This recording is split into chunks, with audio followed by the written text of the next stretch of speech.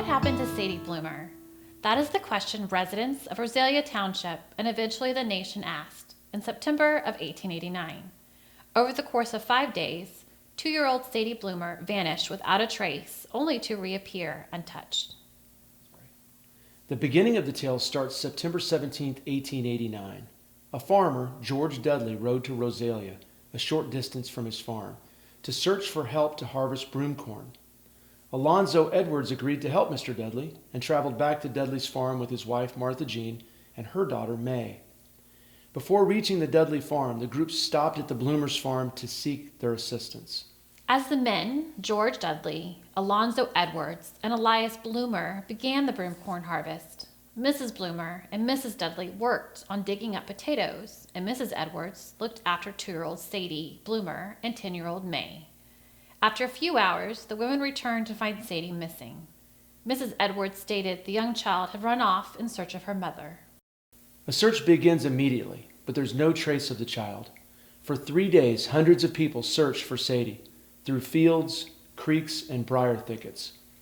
Hope dwindled that the child would be found alive, and suspicion was turned towards Alonzo and his wife Martha Jean, as the Edwards seemed complacent and did not make an attempt to assist in the search.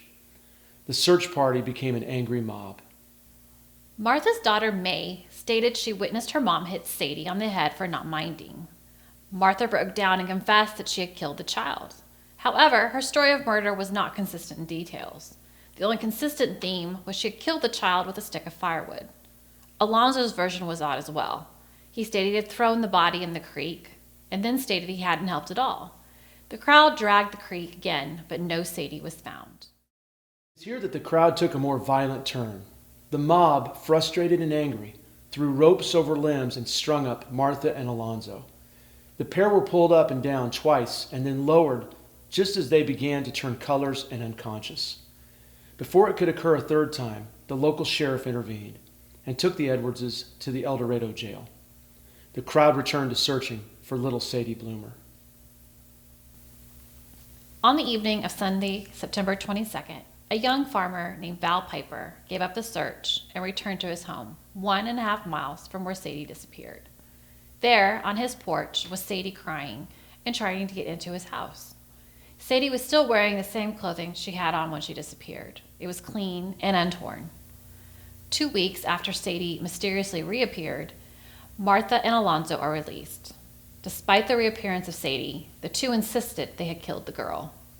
By the summer of 1889, the Edwardses recanted their confession of murder and sued D.B. Tilton, the leader of the mob, and 45 other people for $25,000 for injuries connected to their attempted hangings. The case was settled out of court, and the couple was awarded $1,000.